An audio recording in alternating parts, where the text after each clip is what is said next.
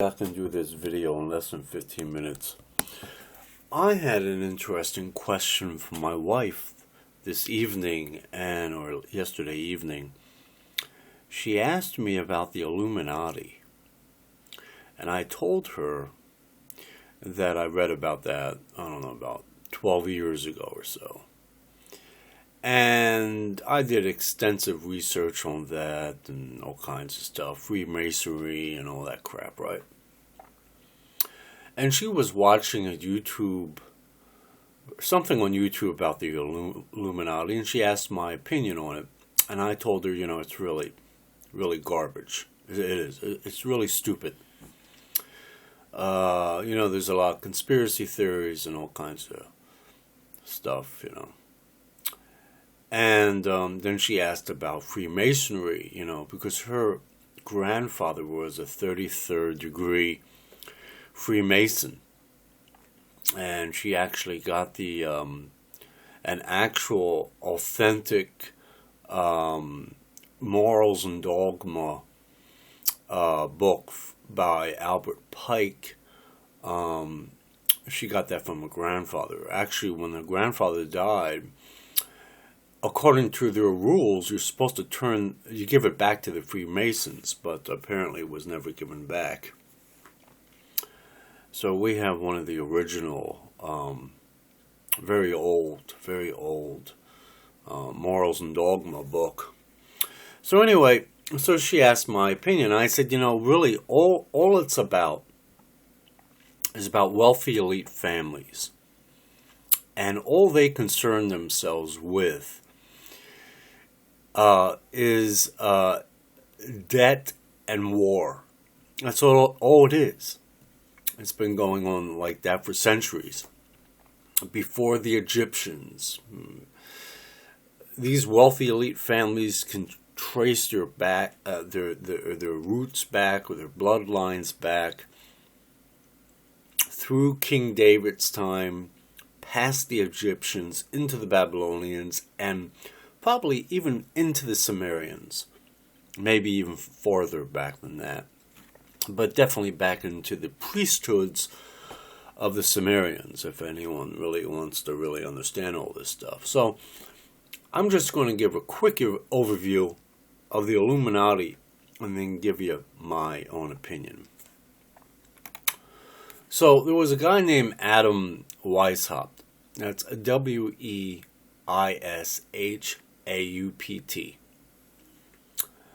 And he lived from 1748 to 1830.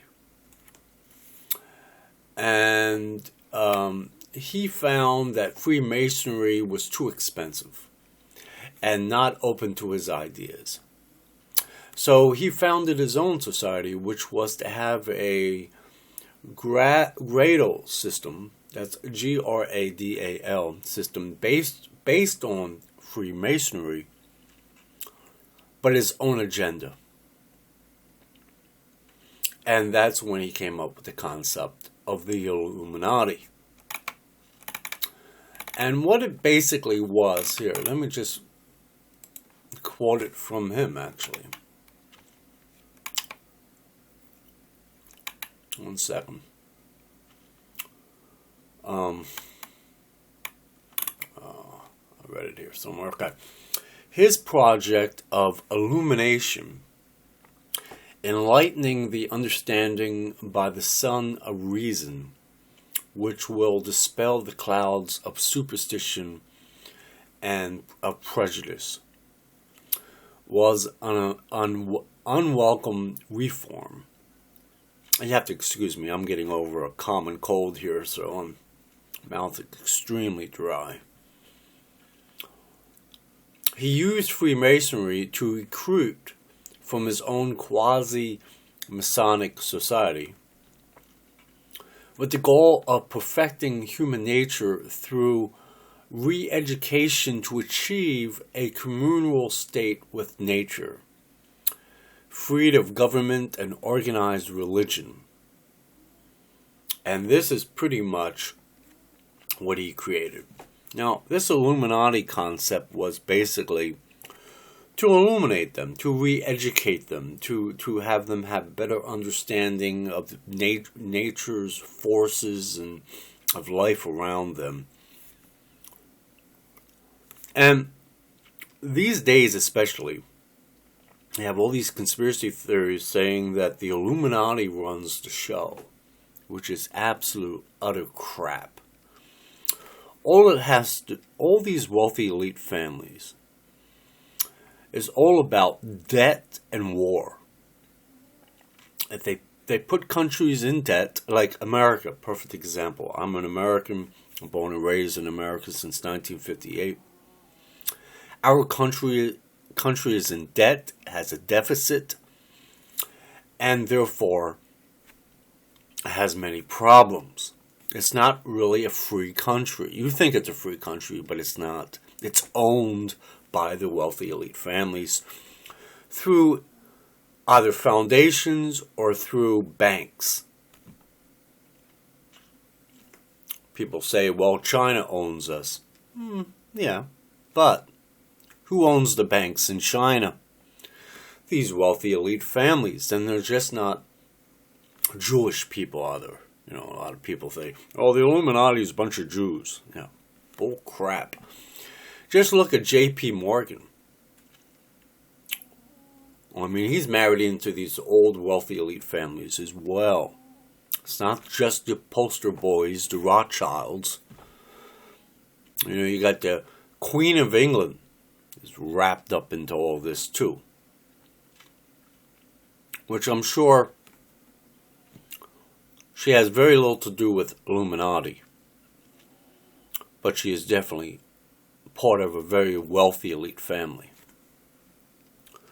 And what they concern themselves is putting countries in debt, which in turns put individuals in debt within that country. And then war. They love war. Oh, as long as their own sons and daughters don't fight on the front line, oh yeah, they love war. Oh, the bloodier the better, actually. The more war, the better. Because war makes money. There's a lot of money in war. They've been doing this for thousands of years.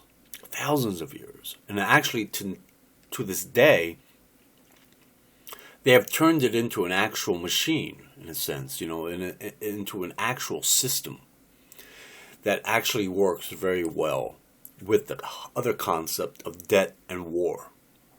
And as long as you have war, you'll always be in debt. War, debt, war, debt. And who owns the war and debt? Or these wealthy elite families. And I'm not talking about billionaires. I'm not even talking about trillionaires. I'm talking about wealthy elite families that have serious power. War equals power. Debt equals money. And having that money and power is where it's at. I remember years ago, back in, this was about 1992, 1993, I had a conversation. My mother, I guess, was the referee, but she kept quiet about it. It was between me and my sister. And she said that what matters most is money. And I said what matters most is power. And this is way before I started reading anything about conspiracy theories and all this crap. And the reason why is anyone can have money, but not everyone has power. And I'm not talking about the President of the United States. I'm not talking about the NSA or the FBI, the CIA, or the ATF, or the TSA, or any of these characters, the Pentagon. I'm not talking about any of these guys. I'm talking about wealthy elite families. They can trace their bloodlines back to the Sumerians, straight through King David into the Sumerians, that have serious power. That when they make one phone call, whatever is asked of whoever's on the other side, it's actually not even a question. It's a do. Do that, and it's done. And I'm not talking about even Kissinger. Henry Kissinger is a I would never hardly even trust him with my life. But he's not even that powerful. He has a lot of power. Don't get me wrong. He has a lot of power in American politics, let alone Chinese politics, Asian politics. Don't get me wrong. But I'm talking about wealthy elite families. You can trace their bloodlines back to the Sumerians, to the Sumerian priesthood that ran the show. You have to read about the Sumerian priesthood to really understand what's going on. And then you'll see things really as they are. Not so much about the Illuminati and Freemasons and all this other crap you hear about Committee of 300 and all kinds of stupid shit you'll listen to. So really what it's about, once again, is about debt and war, which is equal to money and power. And it's wealthy elite families that may have people in the Illuminati, that may have people in Freemasonry, or Skulls and Bones, or Committee of 300, or whatever, Brookings Institution, or whatever you may call it, the CFR, whatever, Trilateral. I'm sure they have certain members here and there all over the place. But it's more like a pick and choose kind of thing. You understand? These organizations don't govern these wealthy elite families. You wealthy elite families govern these CFR and all this other crap.